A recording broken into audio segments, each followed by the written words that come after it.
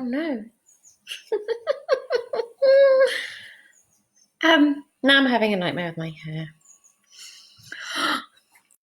So it's it's 3 o'clock, and today I'm going to talk to you about snacking. So I've heard from a number of clients and people I've been talking to that one of the issues that they're struggling with in lockdown is snacking. Obviously, we are in our homes, and some of us could be working in kitchens, and the fridge, in my case, is just there. So over the next few days, some tricks, really some rules to help you get over this desire to constantly snack. And there's 6 golden rules, and I'll be sharing the first one with you today. But first, I wanted to talk about blood sugar balance. So, crave food is a sign that our blood sugars are low. Your blood sugars are determined by what you eat and when you eat. So I usually have a very nice diagram to explain this, but that's not going to happen today. So when we wake up in the morning, our blood sugars will be low, and that's why we feel hungry. And one of the first things.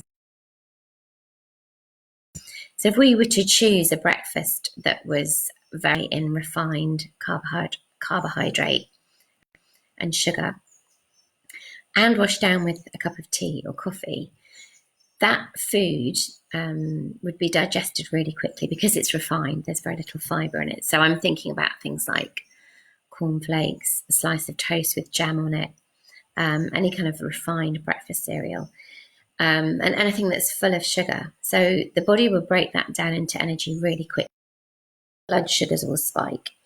And when they spike, the pancreas responds by producing insulin. And insulin's job is to get the sugar out of the blood and into the cells where it can be used to make energy. But if you have a sharp rise in blood sugar, the pancreas over-responds and produces too much insulin. So a couple of hours later, your blood sugars are crashing again. And this is when we start craving. So we're craving because your blood sugars are low. And they're low because the influx of sugar that you had in the previous meal was released too quickly, and the pancreas over-responded by producing too much insulin. So when we're in that blood sugar low, all that the brain wants is a very quick supply of glucose, and that can be sped up by the addition of caffeine. So a couple of hours after breakfast, you might feel yourself being a little bit peckish. So you reach for a cup of coffee, and you might have that with a couple of biscuits. So again, a big influx of refined carbohydrate in terms of plus the caffeine will create another spike in your blood sugar.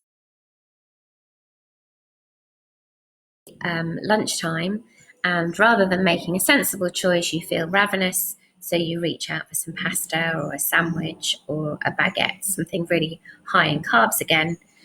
And then you go on a blood sugar high, followed by a crash. Mid-afternoon, you're ravenous, and chocolate is calling to you from the cupboard, or another few biscuits or a packet of crisps. So most people live their life on this roller coaster where they're going from a blood sugar high to a low.